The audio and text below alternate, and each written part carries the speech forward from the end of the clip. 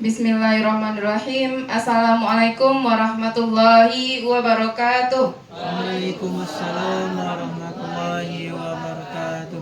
Yang terhormat Bapak Kepala Sekolah beserta Wakil Kepala Sekolah SMP Negeri 28 Padang. Selanjutnya yang kami hormati Bapak Ibu Guru yang hadir pada hari ini dalam rangka mengikuti diseminasi budaya positif.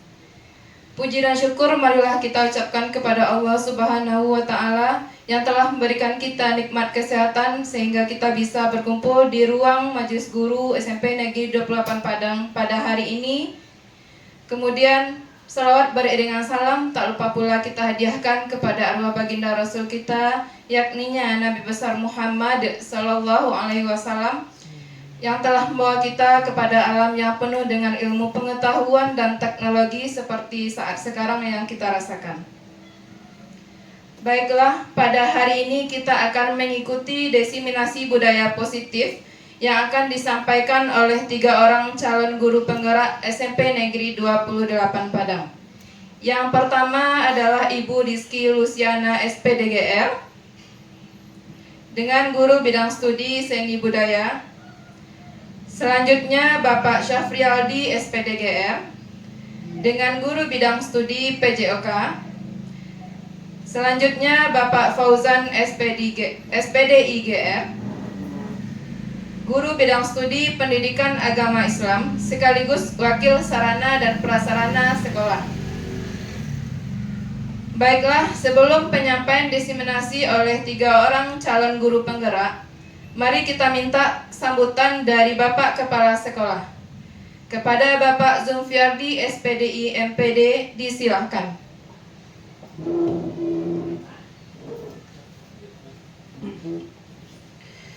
Baik, bismillahirrahmanirrahim. Assalamualaikum warahmatullahi wabarakatuh. Waalaikumsalam warahmatullahi wabarakatuh. Innal hamdalillah nahmaduhu wa nasta'inu wa nastaghfiruh. Asyhadu an la ilaha illallah, asyhadu anna Muhammadan abduhu wa rasuluh, sallallahu alaihi wasallam, la nabiyya ba'da.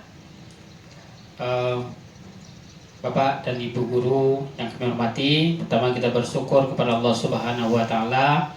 Alhamdulillah hari ini kita dapat hadir untuk memenuhi undangan dari rekan-rekan kita calon guru penggerak dalam kegiatan diseminasi budaya positif. Kemudian selawat dan salam Allahumma shalli ala sayyidina Muhammad. Kita berdoa kepada Allah semoga disampaikan boyong kita Nabi Muhammad sallallahu alaihi wasallam. Bapak dan Ibu guru yang kami hormati, pada kesempatan kali ini kita berkegiatan dalam rangka membantu rekan-rekan kita, yaitu calon guru penggerak SMP Negeri 28 Padang yang hari ini akan mempresentasikan tentang budaya positif dan penerapannya di sekolah. Jadi pertama saya selaku kepala sekolah menyampaikan selamat dulu pada Ibu Lucy, Pak Safrialdi, Pak Fauzan yang sudah sampai pada tahapan ini dalam proses pendidikan calon guru penggerak. Mudah-mudahan proses ini membawa manfaat pertama untuk Bapak dan Ibu calon guru penggerak, dan juga tentunya akan membawa dampak positif untuk SMP Negeri 28 Padang. Bapak dan Ibu guru semuanya, saya minta mari kita ikuti kegiatan ini, bahwa nanti salah satu materi yang diberikan adalah tentang budaya positif. Dengan sosialisasi ini, dengan adanya diseminasi ini, Bapak dan Ibu tentu juga dapat memahami apa itu budaya positif, bagaimana penerapannya nanti di sekolah kita. Tentu kita harapkan dengan proses yang hari ini kita dapat lebih memiliki pengetahuan dan kemampuan untuk menerapkan budaya positif tersebut. Hal ini tentu walaupun pada hari ini tidak semua guru bisa kita hadirkan untuk kegiatan ini, tapi setidaknya Bapak dan Ibu adalah mewakili rekan-rekan guru yang lain. Mudah-mudahan dari CGP diimbaskan kepada kita yang hadir hari ini, dan kita yang hadir juga nanti juga bisa mensosialisasikannya kepada rekan-rekan kita yang lain. Mudah-mudahan kegiatan ini berjalan dengan lancar. Bapak Ibu calon guru penggerak dapat menyelesaikan tugas ini. Ini salah satu bentuk latihannya. Pertama, latihan menyampaikan ide dan pikiran kita. Yang kedua, ini adalah sebagai tugas dari calon guru penggerak. Tentu nanti apa yang disampaikan hari ini tidak hanya sebatas kegiatan kita dalam pendidikan calon guru penggerak saja. Setelah selesai pendidikan guru penggerak nanti dan Bapak Ibu menjadi guru penggerak, maka hal ini mesti kita terapkan dengan sungguh-sungguh di sekolah kita ini.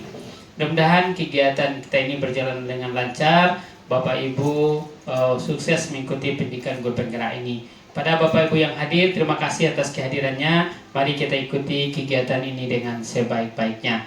Demikian dari saya sebagai kesambutan. Selanjutnya kita akan mengikuti presentasi diseminasi budaya positif dari 3 calon guru penggerak SMP Negeri 24 Padang. Berbanyak maaf. Billahi taufiq wal hidayah. Assalamualaikum warahmatullahi wabarakatuh.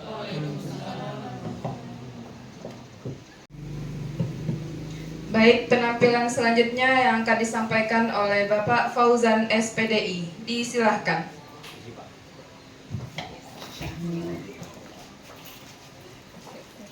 Terima kasih Ibu Yutri sebagai moderator kegiatan kita pada siang hari ini. Baik, Assalamualaikum warahmatullahi wabarakatuh. Waalaikumsalam warahmatullahi wabarakatuh.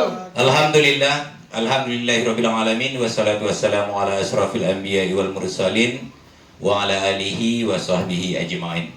Asyhadu an la ilaha illallah wahdahu la syarikalah wa asyhadu anna Muhammadan abduhu wa rasuluh sallallahu alaihi wasallam la nabiyya ba'dah.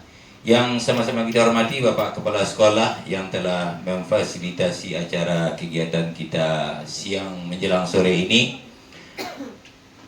Yang saya hormati juga kepada bapak-bapak dan ibu-ibu yang hadir dalam acara diseminasi pemahaman dan budaya positif di sekolah, aksi nyata modul 1.4. Puji syukur marilah sama-sama kita sampaikan kepada Allah Subhanahu wa taala. Sore ini kita diberi kesempatan, alhamdulillah. Bapak dan Ibu masih berada di ruang ini dalam mendukung dan mensupport kegiatan aksi nyata CGP SMP Negeri 28 Padang.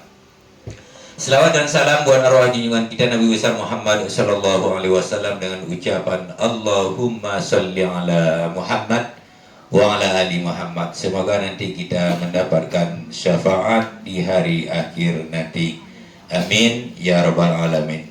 Baik Bapak dan Ibu, untuk pertama kali saya mengucapkan terima kasih yang sebanyak-banyaknya kepada Bapak dan Ibu yang telah bersedia hadir pada sore hari ini.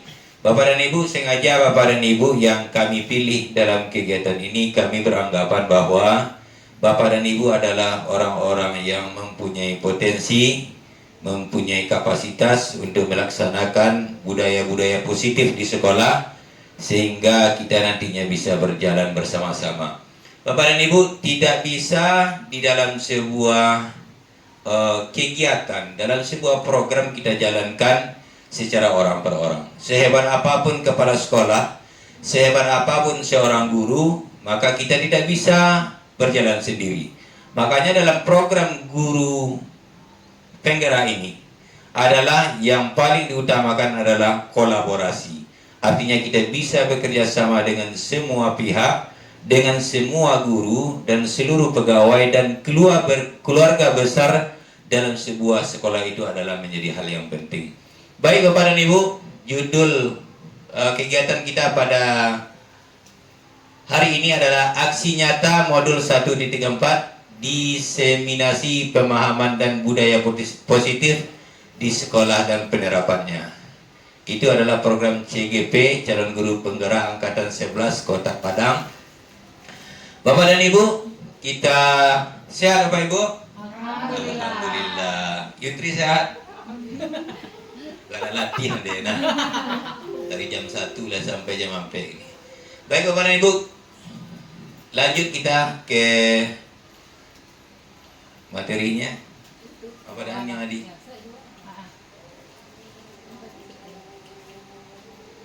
Lanjut mah, balik lagi. Masih lanjut. Oke. Nah. Baik Bapak dan Ibu, konsep inti daripada budaya positif. Pertama adalah perubahan paradigma belajar, disiplin positif, nilai-nilai kebajikan, kemudian kebutuhan dasar manusia, kemudian motivasi perilaku manusia, posisi kontrol guru, keyakinan kelas, dan yang terakhir adalah pelaksanaan segitiga restitusi. Bapak dan Ibu, ini semua konsep inti daripada budaya positif ini nanti akan saya sampaikan. Saya nanti berharap Bapak dan Ibu ada pertanyaan, mungkin masukan terhadap konsep daripada budaya positif ini. Jadi ketika ada kita temuan di sekolah kita, maka kita nanti bisa kira-kira pola apa yang kita pakai. Pertanyaan pemantik, apakah pandangan Bapak dan Ibu terhadap murid yang Bapak Ibu ajar di sekolah? Kira-kira apa pandangan Bapak dan Ibu? Kalau Bu Rita apa? Pertama masuk SMP 28 Anda terbayang? Beragam karakter anak. Oh, beragam karakter anak. Oke. Ibu Melda, warna mana tak kena pulang? Kamu apa guru CKP mah? Bahasa Indonesia. Kira-kira apa Bu? Pandangan Bapak Ibu terhadap murid yang ada di kelas yang Ibu ajar di kelas? Ketika masuk ke kelas contohnya anak berbayang. Sakit kepala naik ubun-ubun mengari ubun-ubun ada gitu. Beraneka ragam juga sifat. Beraneka ragam. Oke. Yang kedua, apa yang Bapak Ibu yakini tentang murid? Kira-kira apa kira-kira yang Bapak yakini tentang murid Bapak? Pak Wil, apa kira Pak Wil? Kalau untuk murid kebanyakannya beragam. Beragam. Habis itu memiliki karakter yang berbeda-beda. Ada enggak potensi yang lebih banyak positifnya dari negatifnya? Seimbang. Seimbang. Bare, jadi seimbang lah. Oke. Baik Bapak dan Ibu, setidaknya kita harus berpikiran bahwa dari sekian banyak murid yang kita hadapi, masih banyak potensi-potensi baik yang harus kita asah. Dan kalaupun mereka ada yang berperilaku negatif, seharusnya kita identifikasi dengan baik sehingga solusinya bisa tepat. Baik Bapak Ibu, kondisi yang sering terjadi. Siswa didefinisikan sebagai selembar kertas kosong dan gurulah yang akan mengisi dengan tulisan, lukisan atau goresan lain pembelajaran. Lukisan, ya. Oke, Bapak dan Ibu, saya masih teringat tentang beberapa peribahasa, bukan peribahasa ya, gambaran. Katanya seperti ini, guru itu adalah seperti kaca. Seperti apa murid itu, berarti itulah gambaran guru. Jadi kalau seandainya siswanya agak melele, berarti gurunya melele. Begitu besarnya tanggung jawab kita terhadap anak. Guru itu kaca. Kalau ibu itu adalah ibu, kaca itu yang besar itu. Lihat dari situ. Apa yang nampak berarti itulah siswa. Artinya gambaran murid itu adalah gambaran dari gurunya. Sehingga ada istilah ketika guru kencing berdiri, maka siswanya kencing berlari. Nah, kayaknya cocok itu Bapak dan Ibu. Kenapa? Karena memang kitalah yang mengisi kertas kosong ini, dan gurulah yang akan mengisinya ataupun melukisnya. Lima tulis di. Oke. Tidak bisa. Ketika menulis itu Lanjut.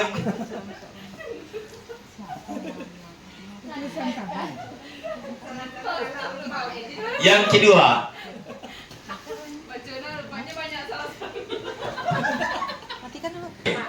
Nah, ini yang sering. Seharusnya pembelajaran itu berpusat kepada siapa? Kepada murid Bapak dan Ibu. Nah, siswa bertugas melakukan semua perintah guru dan siswa harus menguasai semua mata pelajaran serta mendapatkan nilai-nilai di atas KKM. Bapak dan Ibu, saya teringat kata Mas Menteri, Ibu Mas Menteri, Bapak Nadiem Makarim, apakah mungkin seluruh siswa itu menguasai seluruh mata pelajaran? Tidak. Apakah mungkin seluruh siswa itu memiliki seluruh kompetensi yang ada? Tidak mungkin. Tetapi bagaimana kita mengasah kemampuan siswa? Bapak dan Ibu, ada orang mengatakan begini, semakin tinggi ilmu seseorang, maka semakin banyak ilmunya atau semakin sedikit. Semakin tinggi taraf pendidikan seseorang, maka semakin banyak ilmunya atau semakin sedikit. Semakin banyak. Yakin? Sedikit. Semakin sedikit, semakin tinggi strata ilmu seseorang, maka ilmunya semakin kecil, tetapi semakin tajam, Bapak dan Ibu. Contoh, kalau Ibu pergi ke dokter umum, asa sakit Ibu diladaninya. Sakit kepala jadi, gata-gata jadi, damam jadi, semuanya dilayan. Naik dia kepada level berikutnya. Dokter spesialis. Nah, kalau dokter spesialis tidak ada semua penyakit dia. Contohnya ibu punya sakit mata, maka yang dilayaninya orang sakit mata. Dia tidak melayani orang sakit perut. Gitu. Kalau orang itu dokternya spesialis mata, maka ibu tidak dilayaninya yang gatal-gatal gitu. Maka ibu pergi kepada dokter kulit gitu. Kalau ibu pergi ke dokter mata, maka yang dilayaninya adalah sakit mata. Makanya semakin tinggi ilmu seseorang itu, maka ilmunya semakin mengerucut, tetapi semakin dalam dan semakin tajam. Semua persoalan yang berkaitan dengan kekhususannya, maka itu adalah bisa diselesaikannya dengan baik. Baik Bapak dan Ibu, saya juga teringat tadi dengan kisah Pak Kepala Sekolah. Ada seorang guru, ada monyet, siswanya ada gajah, ada satu lagi apa tadi? Ikan. Maka soalnya adalah memanjat pohon kayu. Kata monyet, ini bukan ujian katanya. Iko kerajuan mau setiap hari. Kata gajah, tidak mungkin saya melakukan itu. Tapi kalau suruh ondoh, ini batang kayu udah gajah, rabah dia sekali. Artinya Bapak dan Ibu, memang betul kadang-kadang kita belum memfasilitasi semua kompetensi atau kodrat yang ada pada diri anak. Seharusnya kita adalah memahami bahwa anak itu adalah unik, tidak semua anak itu sama. Oke.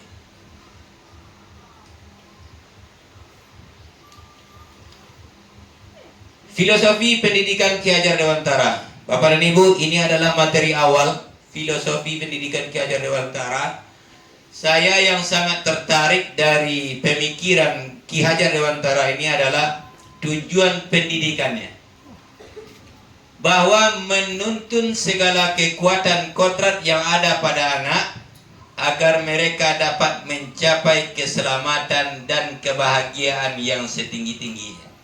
Bapak dan Ibu, seharusnya anak datang ke sekolah kita, pertama, selamat dia. Yang kedua, bahagia.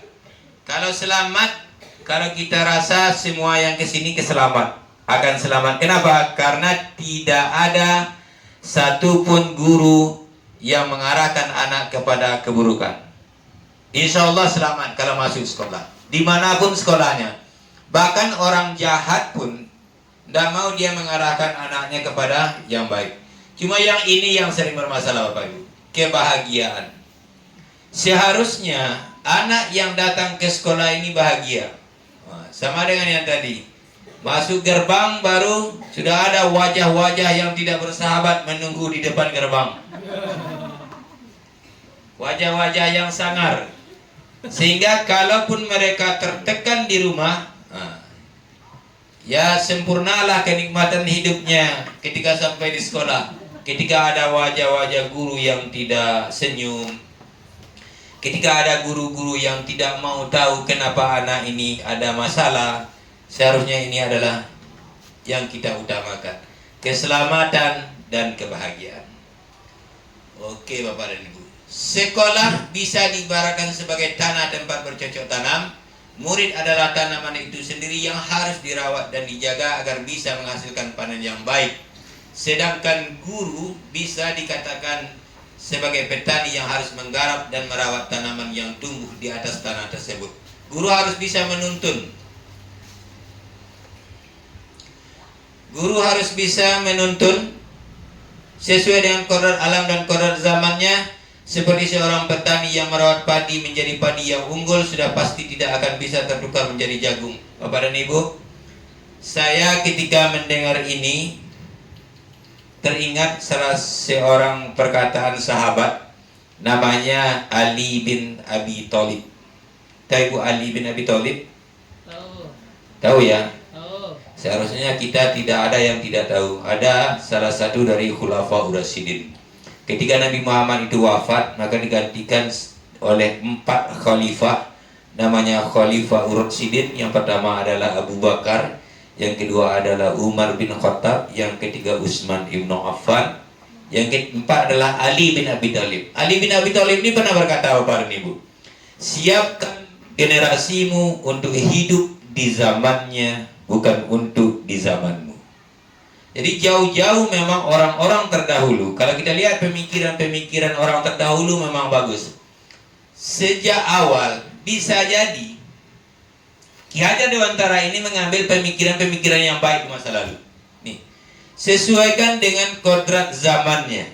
Tidak sama mengajar siswa yang dulu zaman kita. Katakanlah dulu kepada ibu, kalau awak coba jadi guru lari gitu, karena segannya gitu. Kalau gini, kalau kita lihat kasus PBM, saya melihat di PBM ketika sholat Jumat kemarin, ibu foto aja, luar biasa kan? Apakah bisa kita pakai masa sekarang? Ibu dulu, tidak bisa cita-cita dulu lah bapak dan ibu. Bagaimana kita merawat anak-anak ini sesuai dengan zamannya? Bagaimana kita merawat anak ini sesuai dengan alamnya? Makanya alam di kota dengan alam pedesaan itu berbeda bapak dan ibu. Kalau di Kampung Ambo, di daerah Suliki, di sana di Payakumbuh itu, kalau ada anak yang keliaran di jalan, masih ditegur orang, tidak sekolah, anak sia aja orang. Kalau gini, tidak sekolah, pak sia aja. Itu bare. Akan berbeda, karena lingkungannya berbeda, zamannya berbeda. Maka cara menghadapi anak, kata Bapak Ki Hajar Dewantara, akan kita sesuaikan dengan zamannya dan kodratnya, baik kodrat alam maupun kodrat zaman. Bapak dan Ibu, di sini juga dijelaskan bahwa tidak mungkin Bapak Ibu jagung yang ditanam itu Ibu pupuk, Ibu siram akan menjadi cabai. Jangan berharap Bapak dan Ibu jagung itu kapatih, hasilnya tidak mungkin. Dan juga kita berharap, jangan Bapak dan Ibu berharap ketika cabai itu kita tanam akan menjadi manis. Itu hal yang tidak mungkin. Maka tugas kita selaku guru adalah memastikan bahwa jagung ini akan menjadi jagung yang baik sehingga hasilnya manis, dan memastikan kalau yang kita tanam cabai itu menjadi cabai yang baik sehingga rasanya pedas. Jadi Bapak dan Ibu, anak itu sudah dilahirkan dalam kodratnya masing-masing. Jangankan anak yang berbeda, anak kita saja lahir dari ibu yang sama, dari keluarga yang sama, dihidupkan dalam status sosial yang sama, ekonomi yang sama, diajarkan oleh ayah dan ibunya yang sama, karakternya tetap berbeda. Makanya Bapak dan Ibu, kita harus menyesuaikan dan memang harus kita berubah. Tidak mungkin kita selaku guru zaman sekarang kita pakai pola-pola zaman terdahulu, sehingga tidak tepat dan capaiannya juga tidak bisa kita maksimalkan. Oke, lanjut Bapak Ibu. Kelas yang mencemirkan pemikiran Ki Hajar Dewantara. Pertama, melaksanakan pembelajaran yang bermakna dan menyenangkan juga sesuai dengan kebutuhan murid. Inilah gunanya Bapak dan Ibu, pembelajaran yang berdiferensiasi. Kita kenali seperti apa kebutuhan yang sesuai dengan kebutuhan murid. Makanya ada istilah dalam kurikulum Merdeka itu adalah menghamba kepada murid. Sering juga ini menjadi masalah ketika kita tidak memahaminya secara utuh. Menghamba dalam makna itu bukan makna menghamba secara vertikal. Kalau makna menghamba vertikal itu hanya kita kepada Allah. Sedangkan yang dimaksudnya adalah secara horizontal, bahwa kita harus memenuhi sesuai dengan kebutuhan murid itu apa. Nah, itu maknanya Bapak dan Ibu. Kemudian memberikan tuntunan dan arahan kepada peserta didik sesuai dengan kodratnya, seperti yang saya sampaikan tadi. Kemudian yang ketiga, menyadari setiap peserta didik unik, memiliki karakter yang multikultural. Mereka itu adalah orang-orang yang berbeda. Kemudian menghindari pemberian hukuman atau punishment. Hukuman ini Bapak dan Ibu seharusnya di dalam program budaya positif itu usahakan dihindari dalam bentuk hukuman. Tetapi juga tidak tertutup kemungkinan. Tetapi kalau bisa menghindari, bukan tidak boleh ya Bapak Ibu, bukan haram hukumnya. Tetapi usahakan menghindari, mentiadakan hukuman. Tetapi dalam beberapa kasus tertentu bisa jadi kita memberikan hukuman kepada murid atau dalam bentuk punishment. Oke, pembelajaran dengan paradigma baru. Pembelajaran dengan paradigma baru dirancang berdasarkan prinsip pembelajaran yang berdiferensiasi, sehingga setiap siswa belajar sesuai dengan kebutuhan dan tahapan perkembangannya untuk mewujudkan profil belajar Pancasila.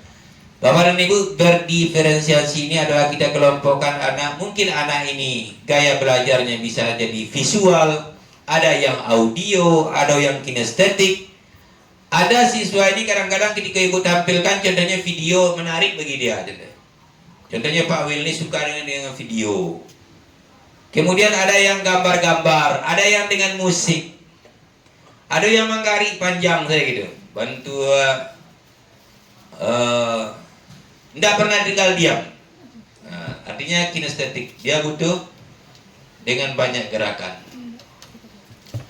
Bapak Ibu, mengubah paradigma stimulus respon ke pendekatan teori kontrol. Ada perbandingan ya Bapak Ibu. Ada stimulus respon, ada teori kontrol. Pertama, realitas kebutuhan kita sama. Kontrolnya adalah realitas kebutuhan kita berbeda. Kemudian semua orang melihat hal yang sama, setiap orang memiliki gambaran yang berbeda. Ini respon, stimulus responnya, ini teori kontrolnya. Kita mencoba mengubah orang agar berpandangan yang sama dengan kita. Kita berusaha memahami pandangan orang lain tentang dunia. Perilaku buruk dilihat sebagai suatu kesalahan. Semua perilaku memiliki tujuan. Selanjutnya, orang lain bisa mengontrol saya, hanya Anda yang bisa mengontrol diri Anda. Saya bisa mengontrol orang lain, Anda tidak bisa mengontrol orang lain.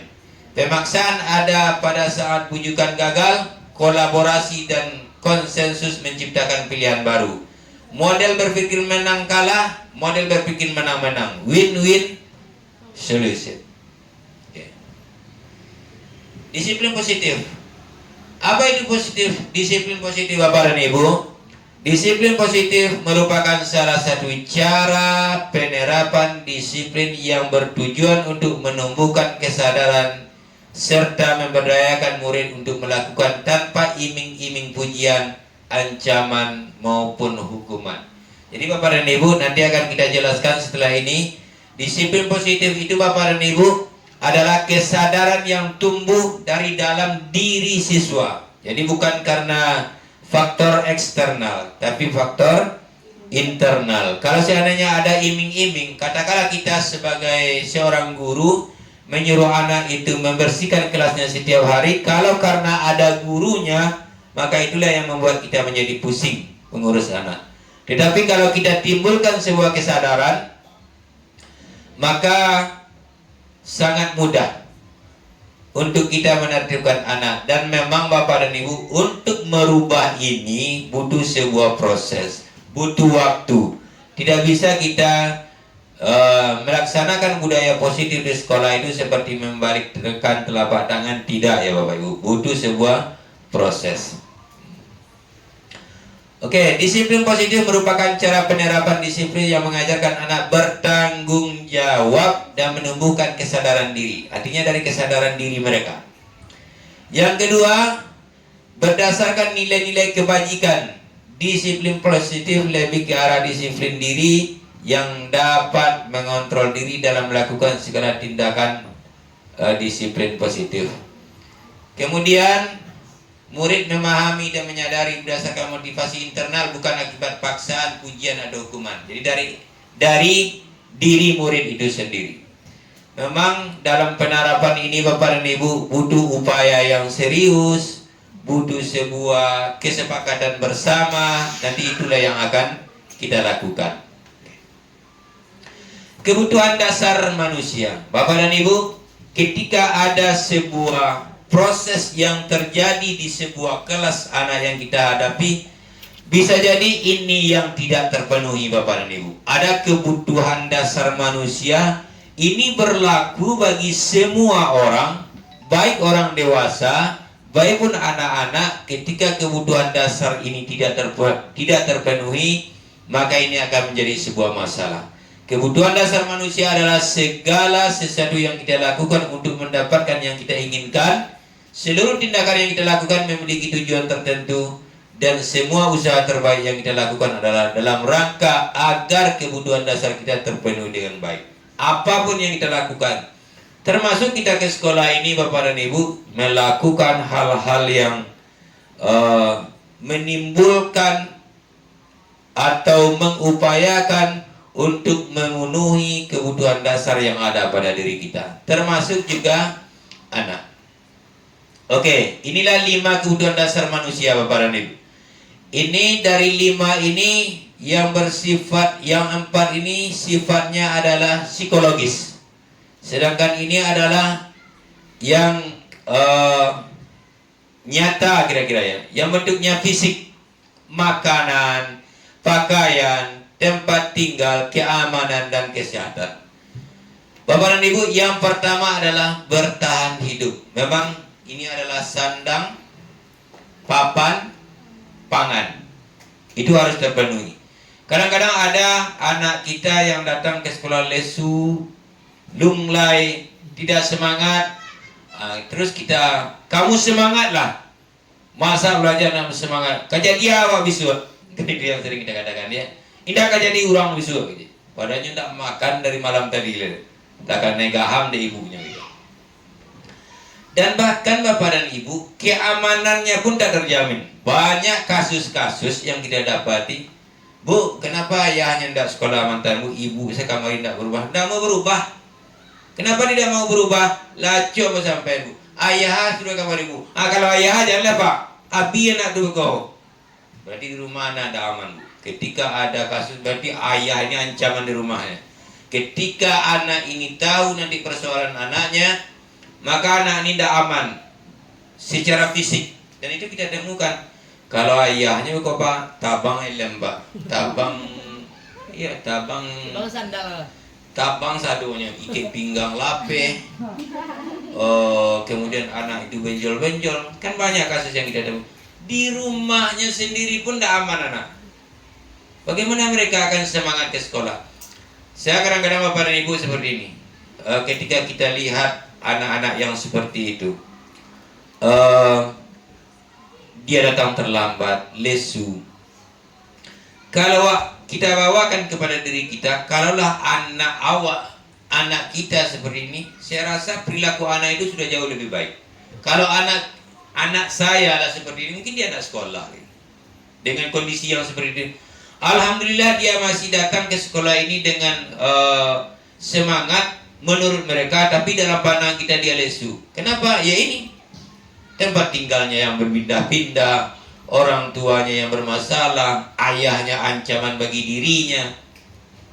Maka tugas kita adalah mengidentifikasi kepada Ibu. Nanti kita di segitiga restitusi itu kita pelajari. Kenapa anak terlambat? Kenapa kamu menangis? Kenapa dasi kamu sebelah? Kenapa sepatu kamu robek? Kenapa sepatu kamu putih? Kenapa kamu pakai sandal? Kan harus kita tanya dulu. Sekarang kenyataannya adalah buka sepatu. Kan itu aja. Hanya langsung kali ini buka sepatu. Tapak ayam ke dalam sehari kok. Kadang-kadang kita memang sharing seperti itu ya. Bukan bapak ibu yang saya katakan, kita semua masih seperti itu. Maka inilah yang kita rubah bapak dan ibu. Kemudian makanan rasanya unik ya. Kok ada hari ini anak makan? Nah, coba deh ibu tanya nanti di sekolah. Coba tanya nanti, ada enggak anak yang sekolah ini nak makan? Ada. Sudah enggak bawa bekal, enggak bawa jajan. Nah, betapa pilunya. Datang kita dengan sikap seorang komandan kepada bawahan, kepada menghadapi mereka yang seperti ini. Bertahan hidup ini. Selesailah penderitaan anak itu di hari itu. Yang kedua, kasih sayang dan rasa diterima. Bapak dan ibu, kasih sayang, rasa diterima, kerjasama, menjadi bagian dalam kelompok ini masih sering terjadi. Ada anak-anak kita yang tidak diterima. Karena apa? Bisa jadi karena status sosialnya, bisa jadi karena ekonominya, bisa jadi karena kondisi fisiknya. Ada anak itu yang mungkin secara fisik dia berbeda dengan temannya. Maka disinilah terjadi masalah bully membuli, hina menghina, yang menjadikan terjadilah ketidakharmonisan, terjadinya pertengkaran. Termasuk juga penguasaan, harga diri, keinginan untuk dianggap memimpin, berpotensi diakui dan didengar. Jangankan anak bapak ibu, awak sana didengar kadang-kadang ibu hati, apalagi siswa yang masih labil ya. Sedangkan kita yang tua-tua saja butuh kita dihargai oleh orang. Kemudian yang keempat adalah kebebasan. Anak itu butuh sebuah kebebasan, mandiri, memiliki pilihan, mencoba hal yang baru, mampu mengendalikan arah dirinya. Kadang-kadang kita bapak dan ibu selaku guru kah namanya, selaku anak kah namanya, kita kadang-kadang membatasi anak itu sedemikian ketat sehingga anak itu tidak ingin mencoba hal-hal yang baru, takut salah, takut dimarahi orang tua. Padahal ketika mereka mencoba, ketika itulah baru mereka tahu di mana salahnya. Kemudian kesenangan, bermain, humor, kemudian tertawa, itu adalah kebutuhan dasar manusia. Ada, saya lihat di tempat-tempat tinggal kita tidak boleh bermain. Ada ini, kawannya jahit-jahit, lingkungan tidak bagus. Tapi kalau kita lihat bapak dan ibu, ketika kita lepaskan mereka bermain di sini, senang dia, tertawa dia, kadang-kadang dia berkelahi, dia tahu cara menyelesaikan solusinya, tahu dia memberikan solusi terhadap masalahnya. Ada, kita lihat ketika anaknya tidak boleh keluar, tidak boleh bermain, ketika dia diberikan kesempatan keluar, maka diambilnya punya orang. Itu tandanya dia tidak pandai bermain dengan orang lain, sehingga sosialnya juga tidak terbentuk dengan baik. Inilah 5 kebutuhan dasar manusia yang harus dipenuhi, termasuk juga kepada anak-anak kita selaku murid di sekolah yang kita hadapi. Oke. Motivasi perilaku manusia, ada ekstrinsik, ada intrinsik. Ekstrinsik adalah motivasi dari luar untuk menghindari ketidaknyamanan atau hukuman, untuk mendapatkan imbalan perhargaan dari orang lain. Di dalam kurikulum kegiatan program guru penggerak sebetulnya memberikan reward itu juga tidak bagus bapak dan ibu. Kenapa? Mengurangi motivasi intrinsik ini. Untuk menghindari ketidaknyamanan atau hukuman ini yang banyak. Kenapa? Kalau seandainya saya salah nanti mengerjakan ini, nanti saya dihukum. Kalau saya datang, contoh ya, kalau kita di rumah, kalau saya datang terlambat nanti setelah main ayah marah. ibu marah gitu. Kalau saya terlambat nanti datang ke sekolah lewat jam 7, saya dimarahi atau dihukum berdiri oleh guru piket di gerbang. Itu masih ekstrinsik Bapak Ibu, dari luar. Sedangkan untuk mendapatkan imbalan ini juga tidak baik.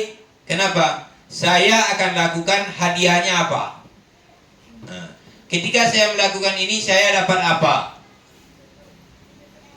Dalam proses pembelajaran itu juga tidak baik.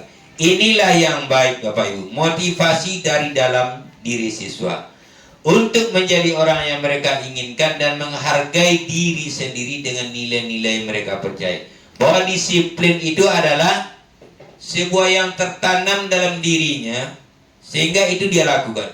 Ada saya melihat sebuah video pendek Bapak dan Ibu, sangat menyentuh. Jadi begini, ada seorang anak SMA, nilainya rendah, nilainya jelek. Bapak Ibu juga mungkin sudah mendengar, melihat di IG saya lihat. Sehingga semua temannya mengatakan dia ini adalah bodoh. Kamu bodoh, nilai kamu rendah, tidak mungkin kamu kuliah. Jadi pada suatu hari dia sampaikan kepada ibunya, Bu, saya tidak mau kuliah. Kenapa? Ya, pertama saya memang bodoh, kata anak ini. Apa ukuran kamu bodoh? Ya nilai saya rendah. Dan semua orang tahu saya bodoh, kata anak ini. Ketika disampaikan kepada ibunya, kata ibunya, boleh. Tapi sebelum kamu mengambil sebuah keputusan, boleh ibu usul satu, kata ibunya. Boleh Bu. Kalau ibu usul satu, ketika kamu sudah lakukan ini, kata ibunya, kamu boleh ngambil keputusan. Mau lanjut studi atau tidak. Oke. Setelah berjalan waktu Bapak dan Ibu, apa usulan ibunya ini? Kamu lakukan tes IQ. IQ kamu berapa? Kok bisa berantakan nilai kamu? Oke. Dites lah Bapak dan Ibu. Ketika keluar hasil tes IQ-nya adalah 150. Habibie berapa tes IQ-nya Pak Dik? 130-an anak-anak. Tidak sampai 150. Ternyata dia sangat pintar sekali. Dicalinya nama tes IQ. Ternyata ini loh IQ kamu. Kenapa kamu tidak sekolah? Oke, tiba semangat anakku. Kuliah anak ini. Setelah kuliah, belajar dia, berprestasi dia, maka sampailah dia ke taraf kesuksesan yang luar biasa sebagai pengusaha. Dia menjadi orang yang sukses, maka ditemuinya lah ibunya. Ibu, tahu tak ibu dari mana awal kesuksesan saya? Kata ibunya, dari mana? Sejak saya tahu hasil IQ saya. Wah, sejak itu saya termotivasi katanya. Kata ibunya, enggak. Iya Bu, saya mulai termotivasi sejak IQ saya tahu berapa. Kata ibunya, enggak. Terus dari mana Bu? Kamu sukses itu semenjak kamu tidak tahu IQ kamu berapa. Karena IQ hasil itu adalah ibu rubah. Coba bayangkan motivasinya. Memang betul, tidak ada sebetulnya anak yang bodoh. Tetapi motivasi kita apa gitu? Setiap hari disampaikan mada, enggak. Itu kan diterima setiap hari. Enggak, mada, pakak, bodoh. Itu yang tertanam. Kalau kita lihat kajian-kajian ya Bapak dan Ibu, analisa orang kita ketika itu berulang-ulang. Kan ada video. Cobalah Bapak Ibu, kan bunga itu rancak tuh. Kita sumpahi setiap hari. Kan ada videonya. Mati ya Bu. Iya, tak tahan disumpah. Buat sumpah sama-sama setiap hari layu aja bunga. Padahal kan itu kan tidak manusia gitu ya. Ternyata ada ya, betul ya, disumpahi setiap hari sebuah pohon itu mati dia. Apalagi anak ketika motivasi, kamu itu punya potensi loh. IQ kamu walaupun ditukar sama gitu. IQ kamu bagus loh. Disampaikan seperti itu. Oh, ketika ternyata saya ini hebat, berarti saya kurang maksimal. Berusaha. Makanya kata Pak Habibie, saya lihat katanya tak ada gunanya IQ kamu tinggi, kamu pemalas. Tak ada gunanya. Setinggi apapun IQ kamu, kalau kamu pemalas tak ada gunanya. Makanya di sini Bapak dan Ibu, motivasi dari dalam. Kira-kira potensi anak ini apa?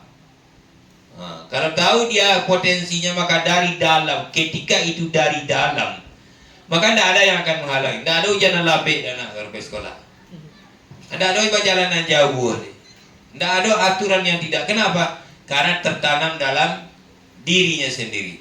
Maka itu yang sering kita kan. Makanya mengatakan tidak, jangan, apa lagi? Ya sejenis itulah kata-kata yang tidak positif.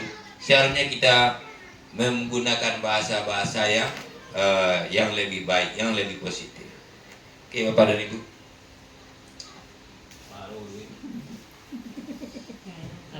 Oke. Kembali lagi, sorry. Hukuman, konsekuensi dan restitusi. Bapak dan Ibu, ada jenisnya hukuman. Hukuman ini apa? Tidak terencana, murid tidak tahu yang akan terjadi, bersifat satu arah, merupakan hukuman fisik. Inilah dasar dari peraturan sekelas Bapak dan Ibu. Aturan yang dibikin oleh guru sendiri, dia yang membuat sendiri, efeknya adalah kepada hukuman. Nah, yang menulis tata tertib sekolah adalah guru. Yang menentukan guru, yang eksekusi guru. Nah, maka ini adalah jatuhnya kepada hukuman. Ketika anak salah, anak tidak tahu aturan dari mana ibu ini menghukum saya. Nah, itulah dulu namanya peraturan atau tata tertib sekolah. Masuk kita kepada konsekuensi. Terencana, sesuai dengan peraturan, murid dibuat tidak nyaman, sikap guru terhadap monitor, sikap guru tetap memonitor murid. Ini konsekuensi. Sedangkan restitusi, Bapak dan Ibu, proses menciptakan kondisi bagi murid untuk memperbaiki kesalahannya. Proses kolaboratif yang mengajarkan murid untuk mencari solusi sendiri. Inilah yang disebut dengan restitusi. Bapak dan Ibu, ketika kita membuat sebuah aturan, maka kita harus melibatkan anak ini yang lebih banyak. Dia yang membuat aturan, ketika dia mentaati, maka ada usaha untuk mentaati. Usahakan kita jangan terlalu banyak masuk di sini. Makanya guru itu adalah sebagai fasilitator. Bukan kita pelaku utamanya. Yang menjadi pelaku adalah anak. Kenapa? Karena anak nanti yang akan menjalani, anak nanti yang akan melalui kegiatan ini, dan ketika ada sebuah kesalahan, maka dia sadar bahwa yang dilanggar itu adalah sebuah aturan yang sudah mereka sepakati. Ini posisi kontrol restitusi Bapak dan Ibu. Ada sebagai hukum, ada sebagai pembuat rasa bersalah, ada sebagai teman, ada sebagai pemantau, dan ada sebagai manajer. Nanti ini kita bahas ya Bu. Inilah posisi kontrol seorang guru. Posisi kontrol restitusi. Sebagai penghukumkah? Nanti kita akan pelajari di mana posisi kita. Apakah kita sebagai penghukum, sebagai hakim, sebagai pembuat rasa bersalah, sebagai teman, sebagai pemantau, atau sebagai manajer. Ini Bu, contoh penerapan posisi kontrol. Kasus siswa tidak melakukan piket di kelas. Ini contoh ya Bapak Ibu. Kalau kita mengambil posisi kontrol sebagai seorang penghukum, patuhi aturan yang ada di sekolah. Nah, itu uji kata-katanya. Tidak ada tambahnya. Kalian yang pikir hari ini silakan membersihkan seluruh sekolah, mulai dari halaman depan sampai ke belakang. Sekolah semuanya harus bersih. Ya, kok yang sering kita lakukan Bapak Ibu. Ambil tong sampah, iri sekeliling kelas. Ndak ada cie apa cali kau dah. Cuba kalau yo apa tambah setengah jam lagi. Kau kena jawab selama. Sebagai hukuman, ndak tentu dari mau yang bangka talambe anak kau ada indah. Ada masalah anak kau tidak, atau ditandu onda anak kau di jalannya dalam sakit pinggangnya contohnya, tiba di sikuah suruh ketong sampah setingginya loh, ilmu dia. Berarti posisi kita sebagai penghukum di sini boleh Bapak. Kemudian yang kedua sebagai teman. Bagaimana bahasa teman? Ayolah yang disiplin dan buat ibu bangga. Kemudian tidak apa-apa kalian salah kali ini dan tidak pikir keras. Untuk kali ini ya. Kemudian sebagai pembuat rasa bersalah, berapa kali lagi bu guru harus memberitahu kalian? Ini membuat mereka bersalah.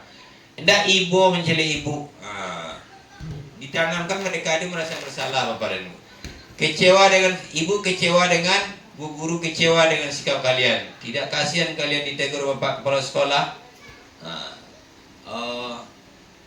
Posisikan ini sebagai salah. Dihukum hendak, tapi posisikan mereka itu merasa terpojok, ya salah kerajo sehingga taniayo lo gurunya gitu. Nah, ibu anjeli ibu ko, ya salah wa taniayo ibu ko jadi. Kemudian sebagai pemantau, kalian sudah melanggar peraturan apa? Tahu konsekuensinya? Nah, ini sudah mulai membaik nih Bapak Ibu. Kalian sudah melanggar peraturan apa? Tahu konsekuensinya? Nanti dalam sebagai manajer, ini yang diharapkan nih Bapak Ibu. Kalian tahu kesalahan apa yang sudah dibuat, kira-kira bagaimana kalian akan memperbaiki kesalahan ini? Kapan kalian akan memperbaiki kesalahan? Di posisi manajer Bapak dan Ibu. Makanya nanti kita masuk kepada segitiga restitusi. Oke Bapak Ibu. Sekarang di mana posisi Bapak Ibu? Ibu sendiri yang saya sekarang kayaknya hari ini sebagai hakim. Kepala anak, saya sebagai teman, saya sebagai pemantau, saya merasa berbuat bersalah, saya selaku manajer. Keyakinan kelas, mengapa keyakinan kelas dan bukan peraturan kelas? Bapak Ibu tahu kenapa harus keyakinan kelas? Apa beda keyakinan kelas dengan peraturan kelas?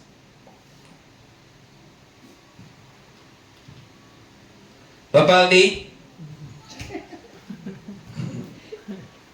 Apa bedanya peraturan kelas dengan keyakinan kelas? Kalau peraturan kelas, kita yang bikin Bapak dan Ibu. Kalau keyakinan kelas, siswa yang bikin. Kalau dulu sebelum keyakinan kelas itu namanya kesepakatan kelas. Kalau keyakinan kelas ini ya serahkan ke siswa. Kamu aturannya mau dibikin apa? 1. Datang tepat waktu. 2. Berpakaian lengkap. 3. Tidak keluar saat pembelajaran berlangsung. 4. Harus menghormati guru. Ketika mereka langgar, maka mereka yang menjalankan sanksinya, konsekuensinya. Sehingga timbul kesadaran diri mereka, ini saya yang bikin, harus saya yang mentaati. Kesadaran itulah yang disebut dengan dari keyakinan kelas. Kalau peraturan kelas ini ya sekelompok orang saja, bisa jadi guru saja yang membuat. Sehingga kadang-kadang siswa pun tak tahu peraturan yang ada di kelas itu apa. Oke, keyakinan kelas bersifat abstrak, universal, dibuat dalam pernyataan positif. Ini dari buku. Jangan datang terlambat, datang tepat waktu. Jangan meribut. Akhir-akhir positifnya Bapak Ibu. Tertib. Mudah itu. Usahakan menghindari kata-kata jangan. Sesuai dengan kondisi kelas dan sekolah sehingga mudah diterapkan. Apa kondisi kelas kita?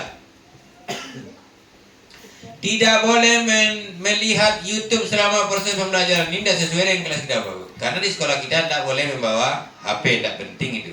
Semua warga sekolah dilibatkan saat ini dia Aldi ini. Ini segitiga restitusi Bapak. Segitiga restitusi. Ada menstabilkan identitas, ada validasi tindakan yang salah, terakhir menanyakan keyakinan keras. Inilah proses melayani siswa dalam segitiga restitusi. Tidak boleh langsung marah Bapak dan Ibu. Menstabilkan identitas dulu. Jadi restitusi itu adalah proses menciptakan kondisi bagi murid untuk memperbaiki kesalahan. Ada kondisi bagi murid untuk memperbaiki kesalahan. Sehingga mereka bisa kembali pada kelompok mereka dengan karakter yang lebih kuat. Jadi ketika mereka kembali ke tempat mereka, mereka dalam kondisi karakter yang kuat, bukan dalam posisi dihinakan. Kadang-kadang kita ketika siswa itu tahu bahwa mereka itu dalam posisi yang dihina, merasa lemah, merasa tak berguna, bagaimana mereka akan bisa belajar dengan baik kalau kondisi itu yang mereka alami? Ciptakan kondisi itu mereka kembali kepada kelompoknya dengan karakter yang lebih kuat. Bagaimana caranya? Pertama, belajar dari kesalahan, memperbaiki hubungan, merupakan tawaran bukan paksaan. Ya, jadi kita tawarkan ya Bapak dan Ibu, menuntut untuk melihat ke dalam diri, fokus pada karakter, fokus pada solusi.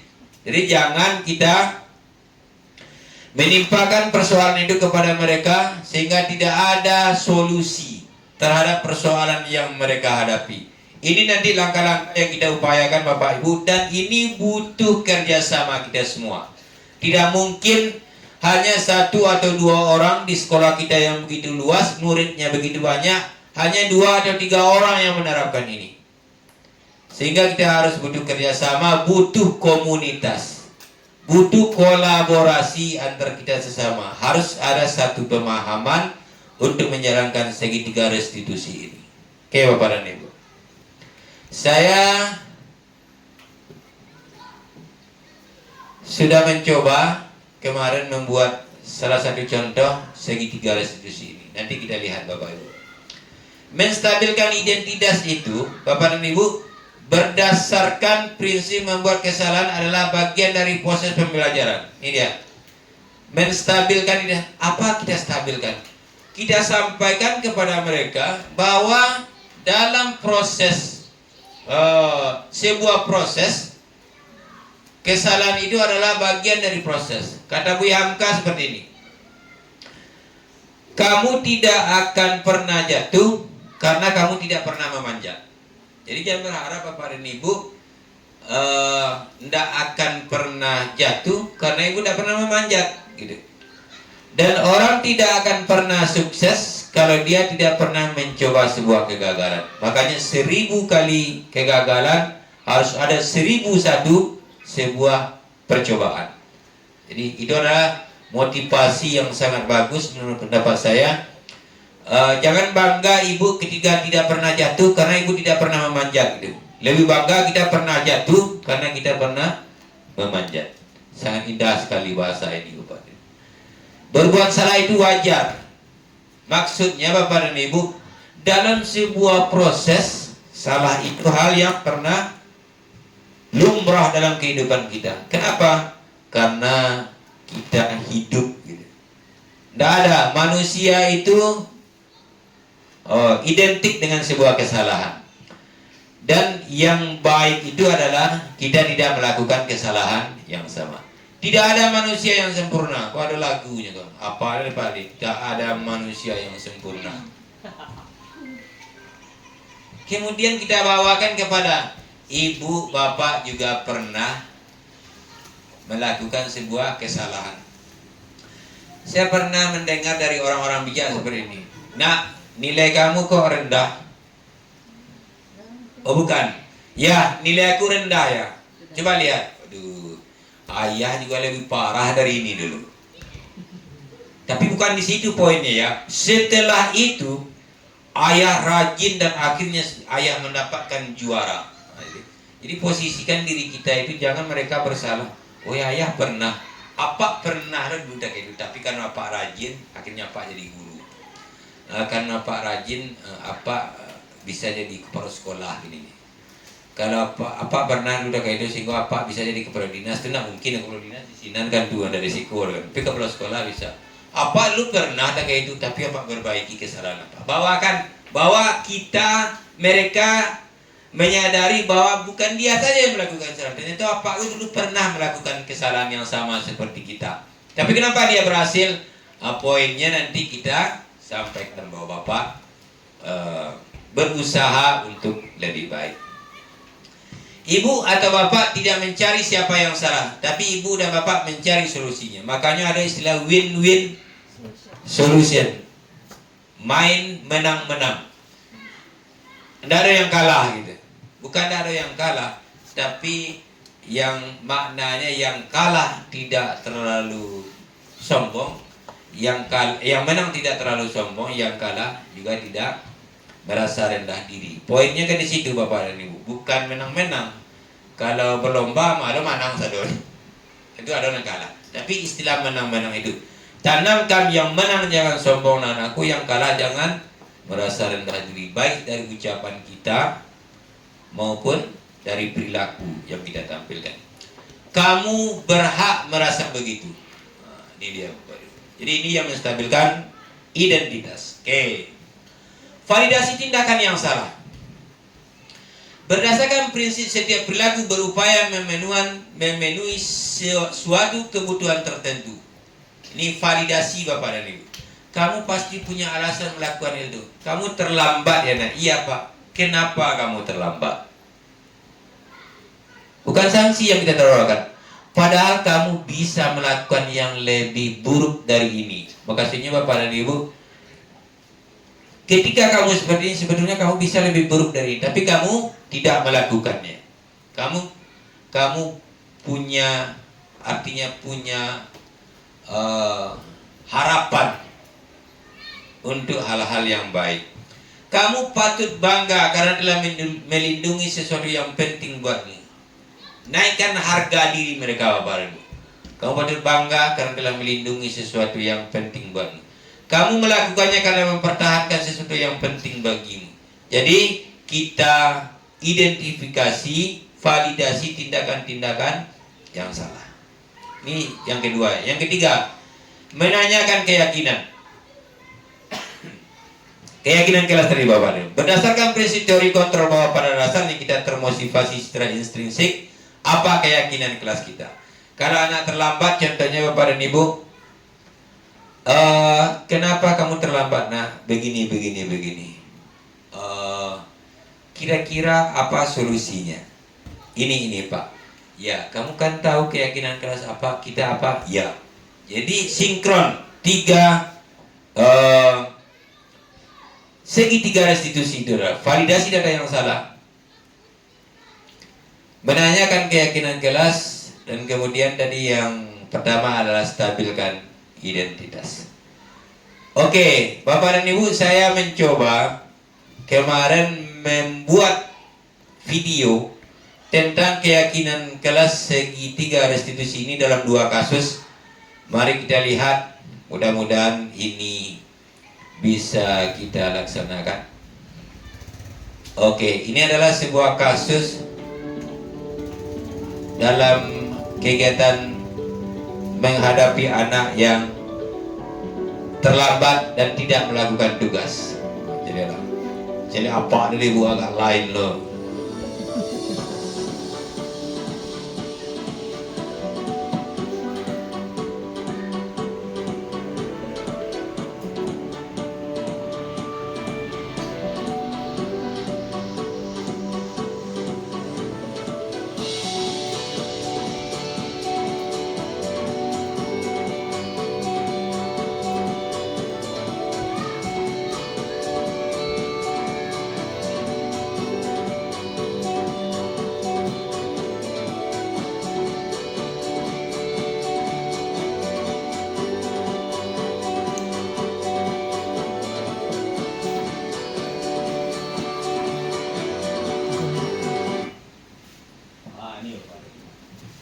Syaura ini. Aura bagus. Rana Nelo. Dia suaranya. Satu lagi mana? Siapa dia nama dia kagak tuh. Pulang.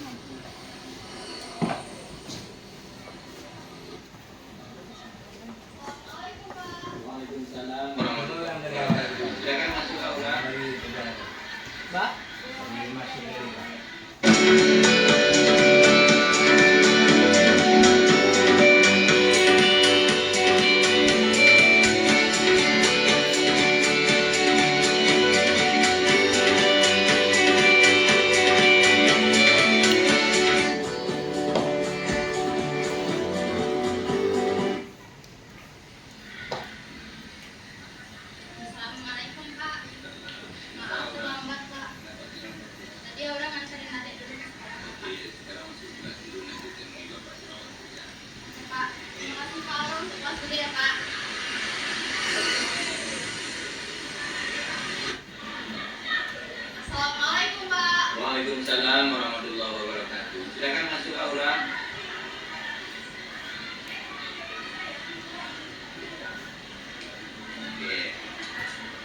Aura sehat?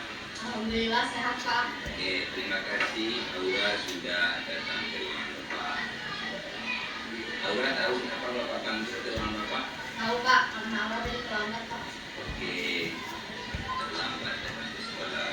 Tidak apa-apa ya Aura, kadang-kadang kita memang ada waktunya terlambat di sekolah. Cuman Bapak dengar, Aura sering datang terlambat ke sekolah. Kalau Bapak boleh tahu, kenapa Aura terlambat?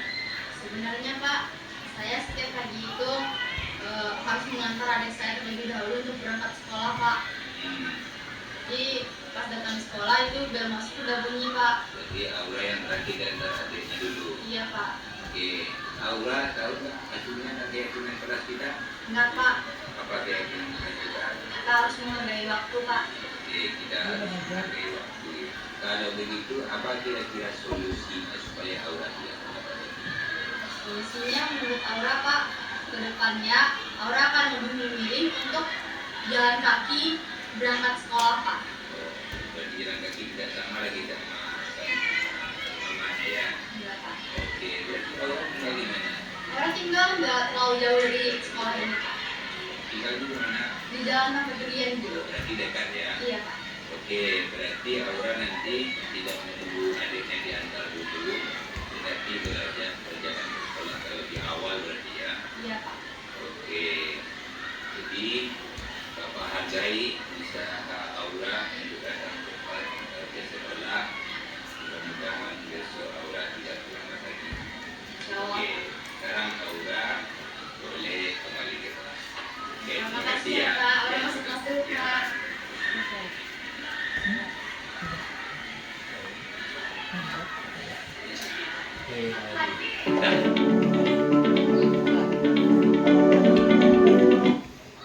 Bapak dan Ibu, itu salah satu contoh segitiga restitusi.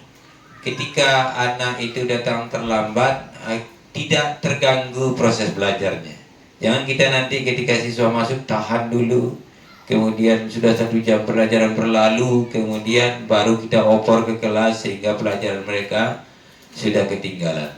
Oleh karena itu Bapak dan Ibu, dengan kegiatan sosialisasi ini mudah-mudahan kita besok bisa menerapkan di dalam keseharian kita di sekolah tentang budaya-budaya positif yang harus kita terapkan sehingga persoalan anak-anak kita bisa kita atasi dengan baik. Terima kasih Bapak dan Ibu atas perhatiannya. Mohon maaf atas segala kekurangan dan kekhilafan. Wabillahi taufiq wal hidayah. Wassalamualaikum warahmatullahi wabarakatuh. Waalaikumsalam warahmatullahi wabarakatuh.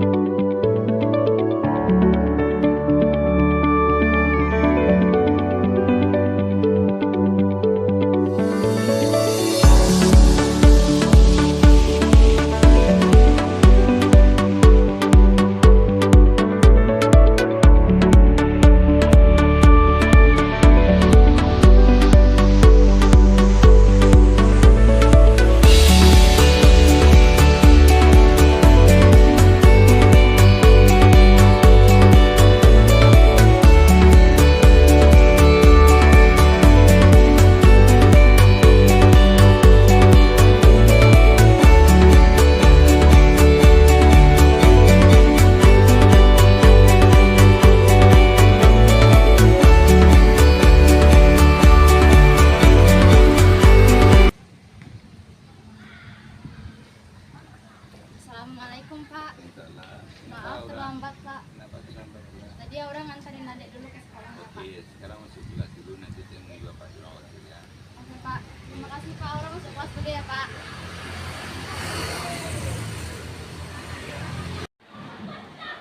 Assalamualaikum Pak. Waalaikumsalam warahmatullahi wabarakatuh. Silakan masuk Aura.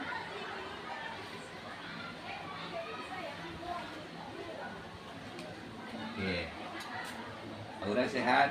Alhamdulillah sehat Pak. Oke, terima kasih Aura sudah datang ke ruangan Bapak. Aura tahu kenapa Bapak panggil ke ruangan Bapak? Tahu Pak, karena Aura tadi terlambat Pak. Oke, terlambat datang ke sekolah. Tidak apa-apa ya Aura, kadang-kadang kita memang ada waktunya terlambat di sekolah. Cuman Bapak dengar Aura sering datang terlambat ke sekolah. Kalau Bapak boleh tahu kenapa Aura terlambat? Sebenarnya Pak, saya setiap pagi itu harus mengantar adik saya terlebih dahulu untuk berangkat sekolah Pak.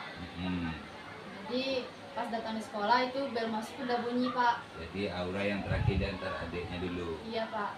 Oke, Aura tahu nggak maksudnya ada keyakinan kelas kita? Ingat Pak, Apa keyakinan kelas kita? kita harus menghargai waktu Pak. Oke, kita harus menghargai waktu ya. Kalau begitu, apa kira-kira solusinya supaya Aura tidak terlambat? Solusinya menurut Aura Pak, ke depannya Aura akan lebih memilih untuk jalan kaki berangkat sekolah Pak. Oh, berarti jalan kaki tidak sama lagi sama mamanya ya? Enggak Pak. Oke, berarti Aura tinggal di mana? Aura tinggal nggak terlalu jauh dari sekolah ini Pak. Tinggalnya di mana? Di Jalan Tanpa Durian Bu. Oh, berarti dekat ya? Iya Pak. Oke, berarti Aura nanti tidak menunggu adiknya diantar dulu, tetapi berjalan ke sekolah agak lebih awal berarti ya? Iya Pak. Oke, jadi Bapak hargai usaha Aura untuk datang cepat ke sekolah. Mudah-mudahan besok Aura tidak terlambat lagi. Insya Allah. Oke, kesekarang Aura boleh kembali ke kelas. Oke, Terima terima kasih kasih ya, Pak. Aura Ya, masuk kelas dulu, ya. Pak.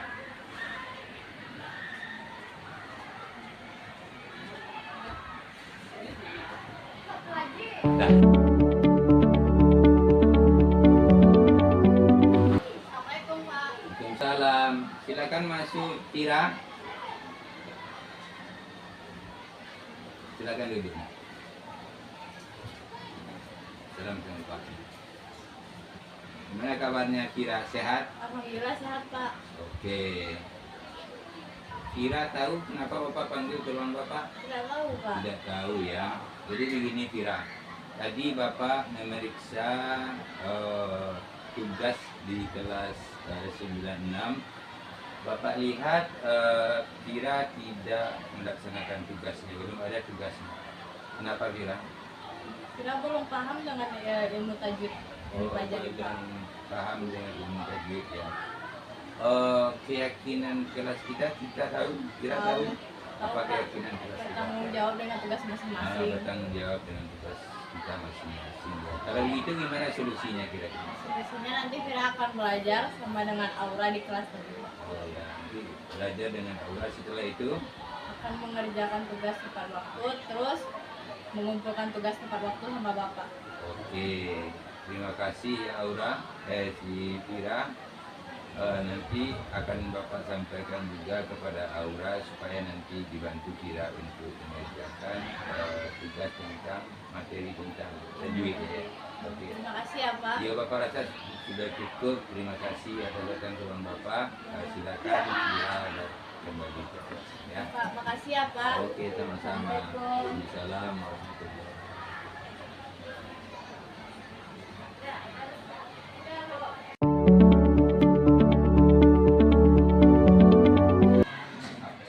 Terima kasih kepada Bapak Fauzan sudah memproses Aura dengan baik, tidak menyalahkan tetapi malah menimbulkan kesadaran pada diri Aura sendiri, Pak.